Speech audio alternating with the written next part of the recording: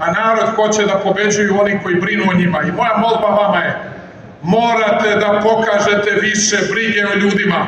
Znaju ljudi za planove i projekte, ali hoću da primate ljude, hoću da se borite za ljude, hoću da probate da im rešavate probleme, čak i kad ne možete da im rešite probleme. To možete i to morate da uradite.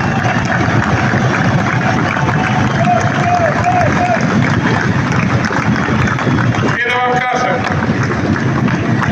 od vas ovde, na severu Srbije u Vojvodini, u 43 lokalne samouprave se održavaju izbori, je li tako?